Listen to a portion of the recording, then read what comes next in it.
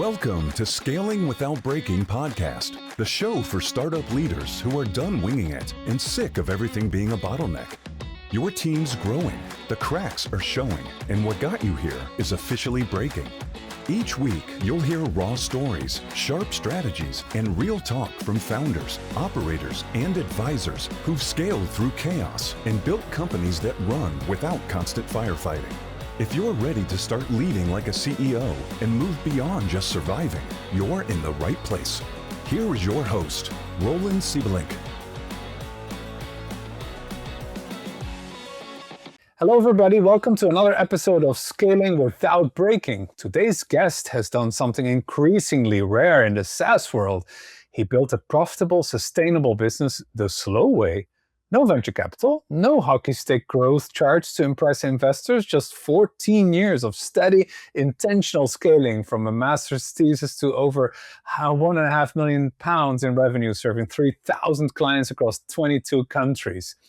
Tayfun Bilsel founded Clinked as his graduate school project in 2009. Today, it's a white label client portal platform powering collaboration for law firms, consultants, accountants, and IT companies worldwide.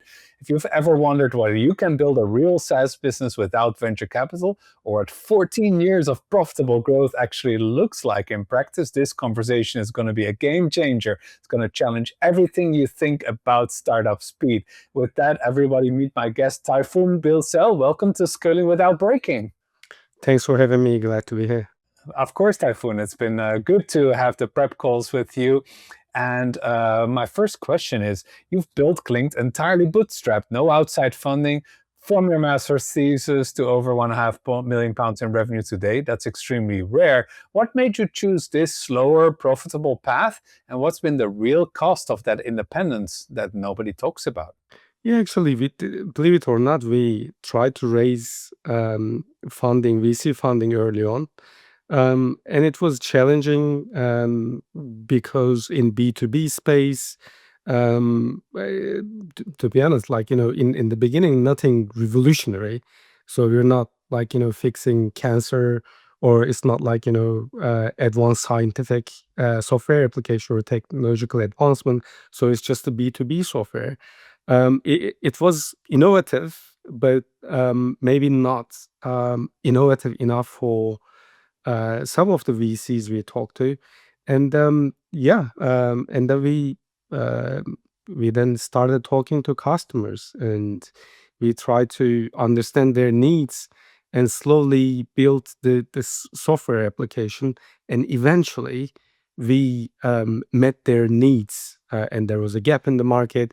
We met their needs, and then that's how we developed into where Clinked today. Mm-hmm. Okay, so in a way, you were targeting investors a little bit more in the beginning, and then were almost forced to get just more close to customers and find what their real needs were. That's right. That's right. I think we had this advantage, of course. The place I used to work for 6.5 years, when I said, okay, I'm quitting my job, and they kindly invested into the business, and they become the first customer.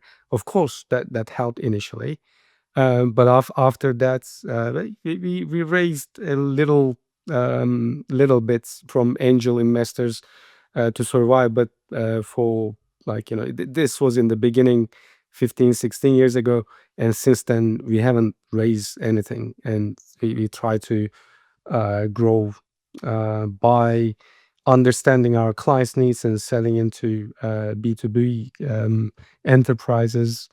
And yeah, I think it's been working fine. It's been slow, I mean, compared to some of the VC funded businesses, but at least we have better control, and we really like where we get to today.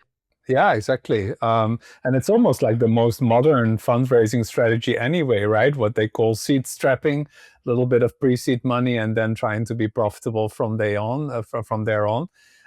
Tell me about the team. So you're based in Cambridge, UK, I believe, right? And how many people are on the team today? So today we are about 25 and getting close to 30. And the team is growing. And this year alone, we hired, I believe, eight to 10 people this year alone. So it's been steady growth. And yes, we founded in Cambridge originally 2008, and this is still the headquarters. And but we have other offices, one in Latvia, another one in Turkey, and we are also thinking about a US office next year and so on. So it's been good. So is it mostly in practice a remote only company that people are just all working from home, or like you actually have offices in these places?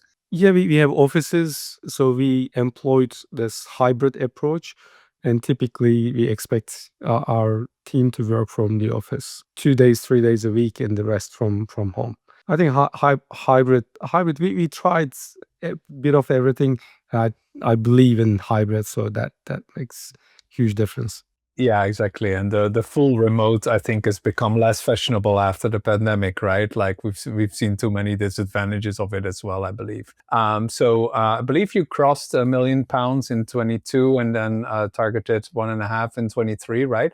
Can you give any indication where you're at now? I would say multi-millions, so I'm not gonna say exactly how much, but so we are in multi-millions. And that's thousands of clients across 22 countries, I believe, right? Yes, we also support many languages, 15, 16 different languages worldwide. Yeah. I wanted to ask in particular about your white labeling strategy. I think that's been quite exceptional in your field of which I think is essentially defined as project management, productivity software, right? Or whatever term you want to put on it. But the white labeling strategy is not always that common. Can you talk more about that? Yeah, of course. So no one wakes up thinking I need a new software today, and then people usually wake up thinking about their pressures, deadlines, and clients waiting, and things could go wrong, and that's why they come to you. And whether you're an investment consultant or accountant, or maybe lawyer, attorney, they come to you because they either need something fixed or at least improved a little bit. And I mean that the moment they decide to place the trust in you and you push them into generic third-party platform, they start to feel like they've been dropped to someone else's system. And so it could be Dropbox, it could be Google Drive, or something like that. And so this white label offering that we kind of perfected over the years, it keeps their attention where it belongs. Um, it's about relationships and the outcome, and it helps them feel like they're in capable hands and guided by people who know exactly what they're doing. So at Clinked, we truly believe in software shouldn't compete for attention. It should quietly support the people who already earned the client's trust. So that's our unique offering, really, the white label platform, from URL to the emails to look and feel. So everything feels like this is your own platform, not just like third-party tool. And I can give you another example. So it's similar to going to a truly expensive restaurant, and so think of it like a date night or anniversary. So there's exceptional food, attentive service, but then imagine every plate, every glass, every napkin comes with a different supplier's logo printed on it. So nothing is technically wrong, but the experience doesn't feel like elevated, and it doesn't quite match the price tag. So that's what really happens when clients are pushed into third-party tools. The moment they see unfamiliar logos or interfaces, which is not theirs, so that their attention shifts from the relationship you built to the mechanics behind it. So we didn't want our customers to feel like collection of visible, different vendors. So white label keeps everything coherent, and everything looks deliberate, owns. And instead of advertising ourselves, so we help our customers to show calm and prepared, and they are in control. And in return, it brings us a huge competitive advantage. Yeah, because very few others have chosen that strategy, right? And I think you really uncovered a specific need here for these service providers to build their own brand, essentially, and build the trust around that. I love the way you described that. Was that something that became obvious from the outset as you talked close, as you started discussing more with customers, or was it something you learned over the years? It took us many, many years and to get there.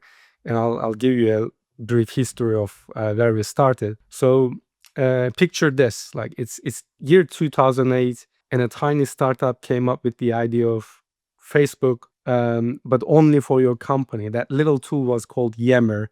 I mean, some of maybe audiences would remember, and it spread like a wildfire inside organizations. And just a few years later, Microsoft swoops in and buys it for $1 billion or $1.5 billion. So that's when and how we started in 2008. And the original idea was creating a web operating system. Then that evolved into social collaboration app. And during that stage of the business, so we tried selling packages for $20 a month, very cheaply. And then no one understood the value, no one paid for it. And eventually we pivoted, we niched down and understood our market a little bit better and needs of our clients. And now we have several thousand clients, 40 different countries. And um, yeah, so today we are one of the leading uh, players in the client portal space. And one of the things I never forget actually, acquiring, um, yeah, the very first client. And I've got a interesting story to tell. So we actually didn't land our first client until 2012. So this is 4 years after we founded the company. What? 4 years in, Typhoon, tell me about that. Yeah, and one morning I woke up like, and I got an email from PayPal. So at the time we were collecting, money using PayPal, and that there was no Stripe. I think Stripe came later on. And then PayPal email notification saying you have $25 in your account. And this was our first customer. And that's after 4 years. And I was absolutely over the moon. I called the board straight away and I said, guys, like, we've done it. Like, this is it. And this is our first customer. So one of our board members on the phone, he told me, just print it out, that like, transaction receipt, and then frame it and put it on the wall. And I actually did it. But you know what happened next? So very next day, I was happy, and then I came back to the office and I was trying to figure out how to get 100 more customers. And I got an email from the same person saying, I don't even know what Clinked is. So I signed up by accident and it doesn't really do what I wanted. And so can you cancel and refund me as soon as possible? Oh no, so painful. So can you imagine that after 4 years, you got $25 and then it's gone, back to the drawing board. So this was, as you appreciate, this was a massive slap in the face. But you know what? You learn from moments like that, and it fired me up, and I got back to work, and then we analyzed what worked and what didn't, what do we need to do, and so on. And yeah, we started then, selling probably year 5 onwards. So it took us a long time to get there. That does seem like a long time. So, tell me about the sales process. I guess in the beginning it was all founder-led sales, right? Has that changed in the meanwhile? You mentioned your team has been growing quite heavily in the last year in particular. Is that mostly go-to-market, mostly engineering, product people? Where did you invest the most? That's correct. I mean, in the beginning, everything was founder-led, and I did pretty much everything from HR to finance to sales and client success and support, little bit engineering and so on. And sales was, I would say, one of the last pieces, that, like, I try to hold on to sales as long as I could because I wanted to have more control. I wanted to talk to clients more, understand their needs. So first, I let go the product management and the engineering side of things, and eventually client success and support and everything. But sales, yeah, I did this for a while, and it helped a lot. It helped a lot because you need to understand your customers. You need to. So that's one of my I think biggest advice to entrepreneurs is even if you don't have any experience in sales, try and sell it to customers. So I wasn't the sales guy. I did not have huge experience in sales, but this is one of the things I pushed myself into. By doing that, it helped me understand the client's requirements much better. And once you do that, then everything's fall, come into places. So it's really important. Hmm. And is this something that you're ultimately still doing yourself, or are you now able to scale your sales resources a little bit as well? Yeah, we have a sales team now, and of course, inbound, outbound, and also, yeah, marketing is quite, proportionally large compared to other departments. So we put a lot of emphasis and effort in marketing, but sales also, we have a sales team. I don't do day-to-day sales anymore, but I still get involved, especially larger deals, especially enterprise size deals. Yeah. Larger deals, yeah. And is that mostly, do you have like a land and expand motion typically, like a smaller deal that then turns into a larger deal over time? Or is it almost always like you already know if it's going to be large or small and the customer's going to stay there? Um, it's a bit mixture really. We had clients started like 20 users and that grow to like 12,000 users, and then sometimes they start right from the enterprise offering. So it's a bit mixture. So there's no you know right or wrong approach there. Fair enough, fair enough. So tell me about the marketing. So you said that over time you've invested more in that, right? So how do customers find you these days? So we're all about inbound marketing, inbound content marketing. So that's very specialized, really. So we have an amazing world class team in marketing. So and we even split up the marketing team into growth marketing and marketing communications. So we do two different things with two different ways.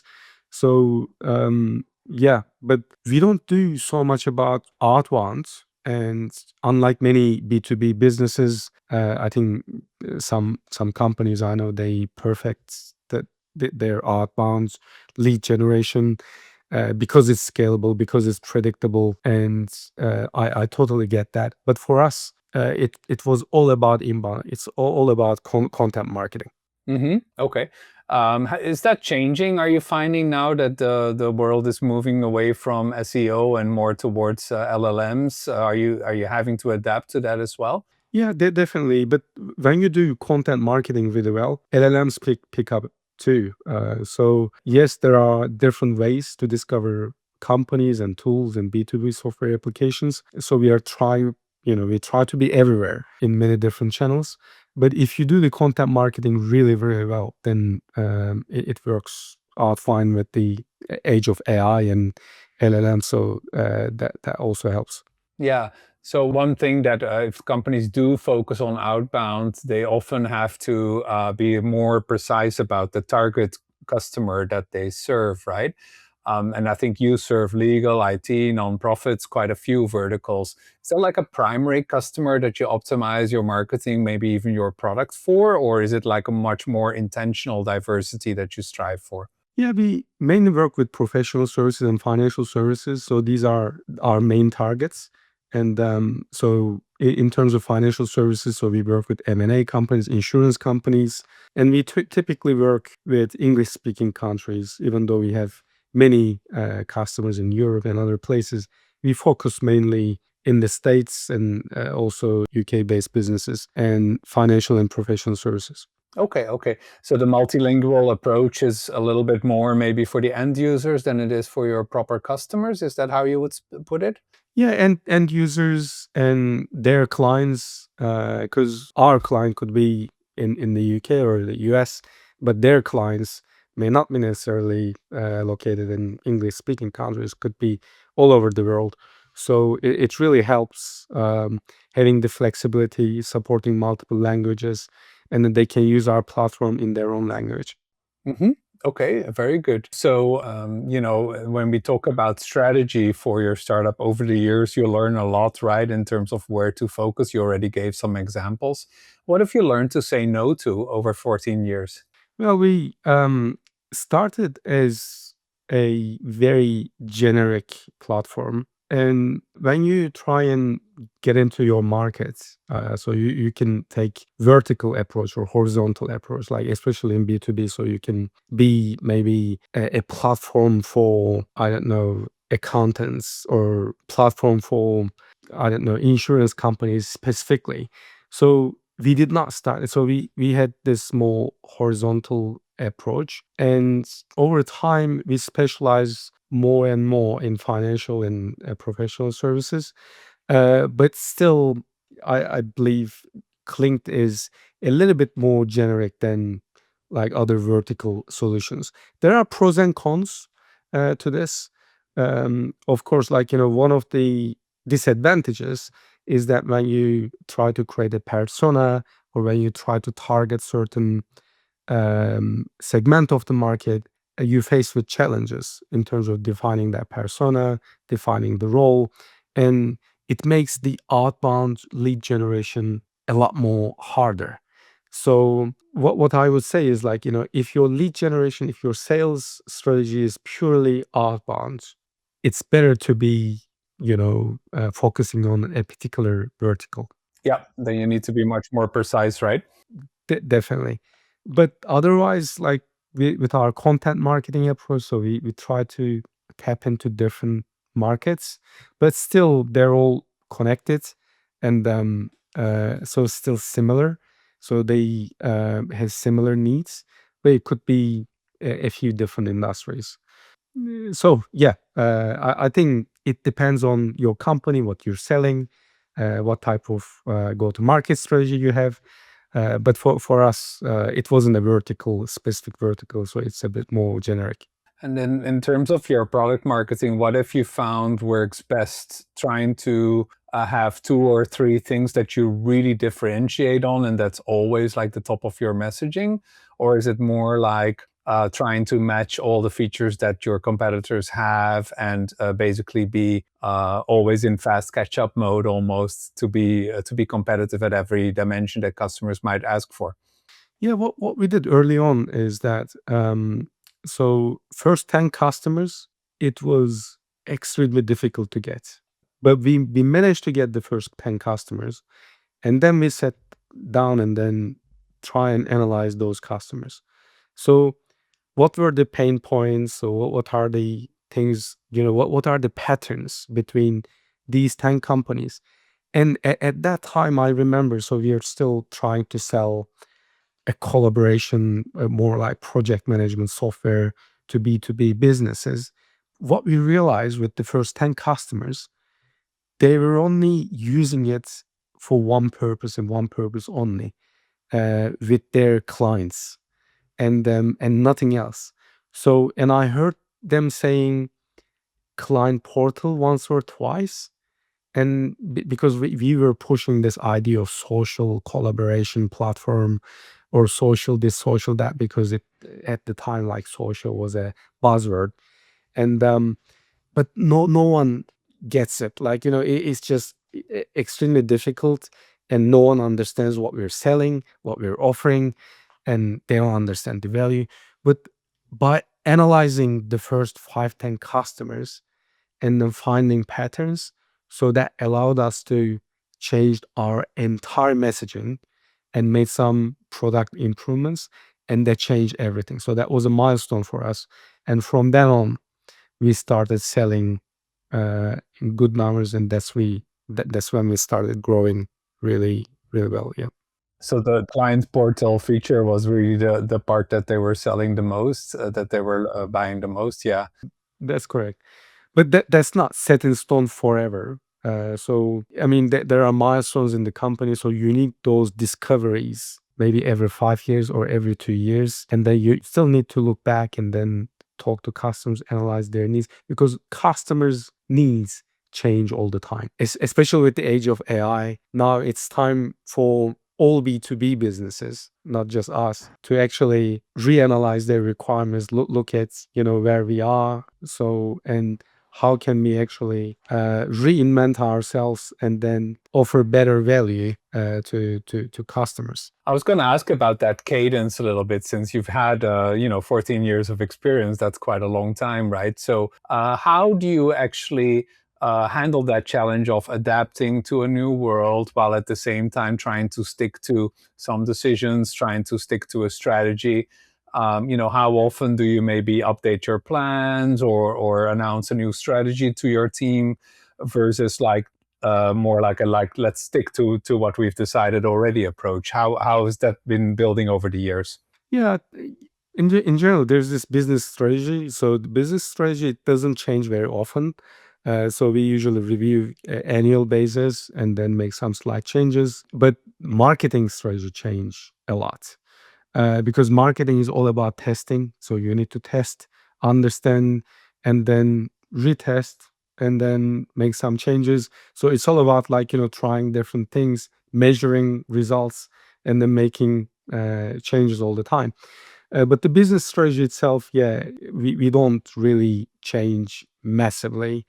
But obviously, the biggest impact is the AI right now. So, but we didn't jump on AI immediately for the sake of offering AI to our customers. So first we need to understand why they need the AI. So in what areas we can improve, what can we do to create real value to them. And so we are in the phase of understanding this better. Of course, we started our AI development, AI integration a while back. And then next year is going to be really, really exciting year for us, because now we understood their needs and challenges. And with the power of AI, with the power of our own platform, so we can actually meet their needs better. How is this actually working almost like mechanically? Like, do you have like a workshop where you say, let's talk about AI and see if it needs to drive a change in our strategy? Or is it more like you have your quarterly planning workshops and these topics just come up? How have you built a rhythm around that? So we pretty much record all our sales conversations, and then we always, and also CS, client success team, they record conversations, videos, and then we watch these videos, we analyze their needs. So we actually share the information between marketing, CS, and sales. So that's what we've been doing differently, especially this year. So there's a huge collaboration between these teams, and then so by analyzing this data, so we better understand our clients. And then if you look at details, if you analyze like word by word or sentence by sentence, you will discover their needs. So sometimes these are hidden needs, so they don't tell you straight away, or they don't tell you in a clear way.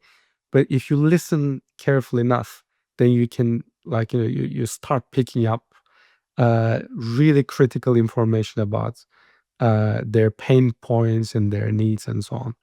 Is this something that is primarily you doing the thinking and analyzing and then giving instructions like many earlier stage teams do? Or have you found a way to also delegate that thinking to people on your team with you more in a supervisory position, if you will?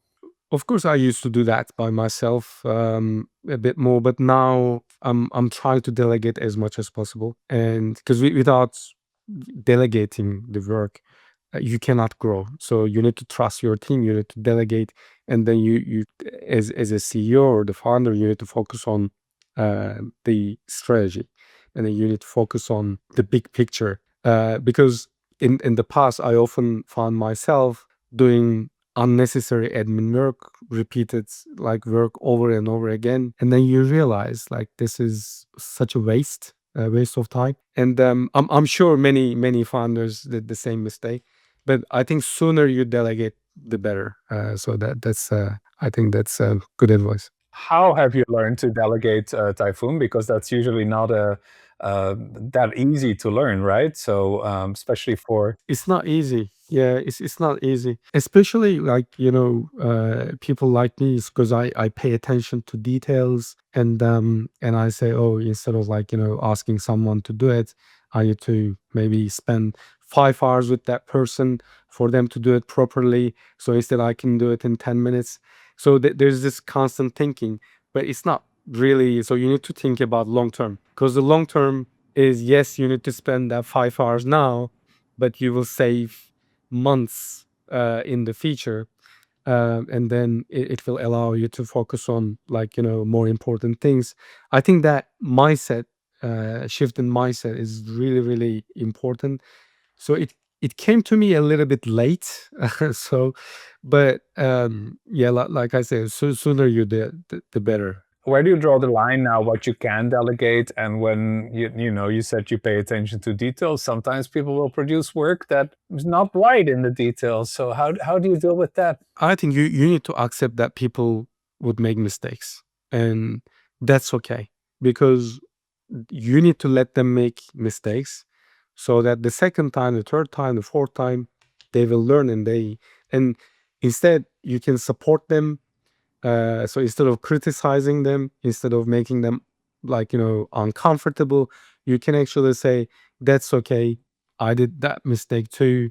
And so when you actually support them and coach them, so that's a better way of delegating. Um, and so they will build confidence. And when they build confidence, and then you start believing them, then you start, trusting them, and this way, you have so much time in your hands to focus on more important things. That's such an insight, right? That ultimately it's about not just delegating, it's about building confidence. I 100% agree with that. And then you can actually see the freer thinking and the creative thinking coming up once they have that confidence building, right? Definitely, definitely. That's excellent. Very good. So, what is the biggest current challenge running Clinked now? Is it product? Is it team? Is it competition? What are you most worried about? A little bit of everything. Initially, it was more marketing, because we were relying on inbound organic content marketing, and with the LLMs and AI, so we had to um, think about um, how we could adapt, and how we could change things. And there were a lot of unknowns, especially in the area of marketing. So that was a bit challenging this year. But I think we are getting better and better. So we are better understanding um, and how things are changing.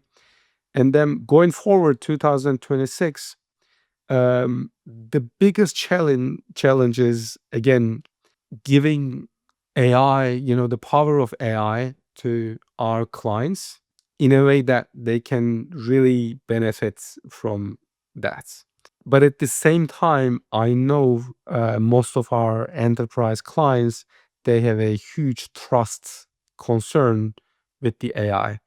So we need, one of the challenges is that how can we give them all these tools and features with a peace of mind, so they wouldn't think twice about using them, and they still trust us. About worried about leakage of data and internal insights. That's correct. So that would be, I would say, one of the biggest challenges next year. But yeah, we will definitely overcome this, but it's going to make us busy next year. Well, busy is good, I guess, right? So, Typhoon, what would you say is like the least of your worries, like where you consistently see Clinked just being great, world class? like where you absolutely have a skill as a team that doesn't need much worrying about anymore? Um, because we've been around for a long time, and I trust our platform. So reliability, security, so reliability and engineering side of things, product side of things, I believe that's my least worries, because the team behind it, very experienced, and then tons of experience, and constantly delivering, constantly improving. Yeah, I think the product side of things is like least of my worries. Okay. Well, it's also one of the first things you delegated, I believe, right? And that's not actually very common, I find. With all the founders we talk to, I would say almost always the product side is the last thing they delegate. Why is that different for you? Maybe I was more confident and more comfortable with the product side of things, and because I had to catch up with the marketing and sales side of things, so I had to lead the sales and I had to lead the marketing, because there were tons of things. Because no matter if you have the best product in the market, if you cannot market it, if you cannot sell it, it doesn't mean anything. So I had that mindset. So I said, okay, I need to figure out how to figure out like lead generation channel. How can we market our product? How can we improve the messaging? How can we sell? How can we convert better? So I put all my effort and focus on marketing and sales, because I was very, very confident about the product side of things. So it's a combination of one, being confident about the product team, and then on the other hand, also realizing the real growth of a startup comes from the go-to-market engine, not from the product, right? Yeah, that's correct. That's excellent. Okay. That is, I'm sure, something you share with many founders as well when they ask for advice, and when they're a little bit behind you as well, right? Yeah, yeah, certainly. Very good, very good. So, Typhoon, of course, we always want to hear a little bit more about the person behind the company as well. So, can you tell a little bit more to our audience about where you grow up and what made you become a founder? Like anything in your childhood years, teenage years that was already predicting the great future you would be in one day? Yeah, definitely. So I was born in Ankara, Turkey, and I graduated from university at the age of 21, with programming degree, like computer programming. Then I moved to the UK, and I was offered a role in a large manufacturing company. I ended up working 6.5 years there, and then during that time, I did my master's degree in software engineering at University of Liverpool, and that's when I started playing around with different ideas, and I did my thesis in um, collaboration software, like web operating system, collaborative software for B2Bs. And so that's how my journey of Clinked started. And so after a few years of running Clinked, I always wanted to do MBA, and I also studied MBA at Cambridge University. So it was great experience. I mean, we can talk about this for hours, about this, like, MBA and so on. But yeah, and that was what. What's one thing you learned from the MBA that wouldn't have been obvious to you before? I know it's very hard to summarize an MBA in one thing, but like what comes to mind? I think that there are two things which really helped me. So one is networking, obviously, like that's what everyone says. So it's really great networking opportunities with like-minded people. They're all achieved amazing things in their career, very driven. So it's nice to be around with these people. So that's one thing. The second thing is, for me, I wasn't necessarily good at finance. So I come originally from engineering background, moving to sales, marketing, and so on. but not necessarily great, never been great at like finance. So with the MBA degree, so I had better understanding of finance and everything about finance, everything about economy, and everything about accounting, and the entrepreneurship. Not much, because entrepreneurship is, because if you want to be an entrepreneur, you don't really need MBA degree. So MBA degree really helps if you actually establish your company growing and scaling, and you have some operational challenges, and maybe you need better understanding, um, with finance and other things and people leadership. Yeah, definitely. And that's when maybe MBA degree helps. Because otherwise, my advice to new startups, seed stage, or new startups or new entrepreneurs, yeah, don't worry about it. You can do it later. Plus, we have ChatGPT to help these days, right? So Yeah, definitely.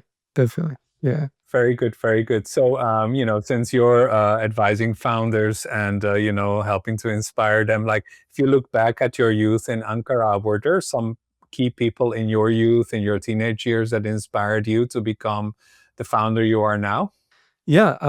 So this is not my first company. So I founded my first company at the age of 18 by selling my broken car and then putting that money into a company, with a bunch of friends. And then, yeah, so it was a great experience. And yeah, that's how I started. But I personally, I really like my freedom, ability to make decisions, ability to work whenever and wherever. So that gives you that flexibility, being an entrepreneur.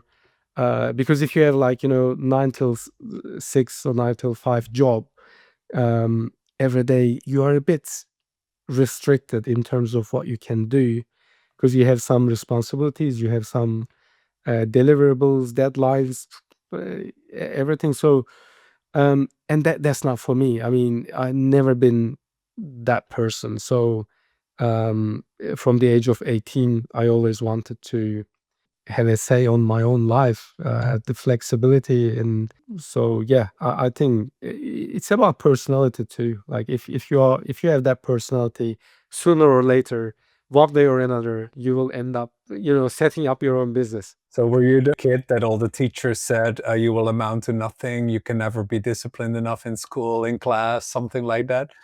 Yeah, I mean, I wasn't the brightest, and I wasn't, the best in my class.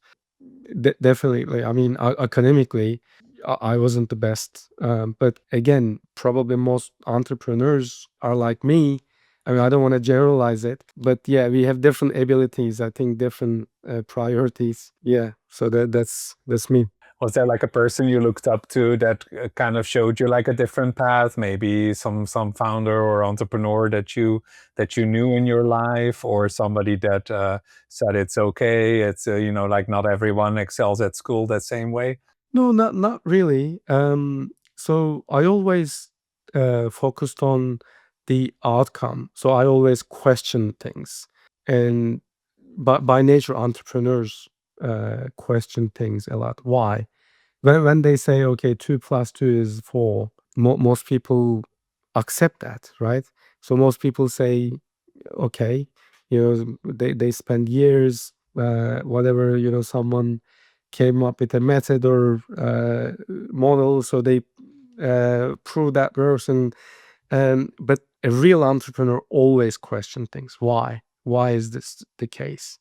And then try and understand why. And when you do that, and when you apply this to everyday, client communications, when you talk to your clients, understand their needs, and then you can have this curiosity, that what drives success eventually. So you need to be curious. You need to be asking questions all the time. Okay, very good, very good. And I like that that ending on the curiosity and on the questioning things. I think that really illustrates your story. This has been a really rich conversation, Tayfun. Thank you so much for joining the Scaling Without Breaking podcast. I love to hear from you what it's actually looking like to build like a real lasting SaaS business as opposed to like the quick buck and the investment, right? So that's really good. Of course, if listeners want to learn more about you or learn more about Clinked, where should they go online and what should they download?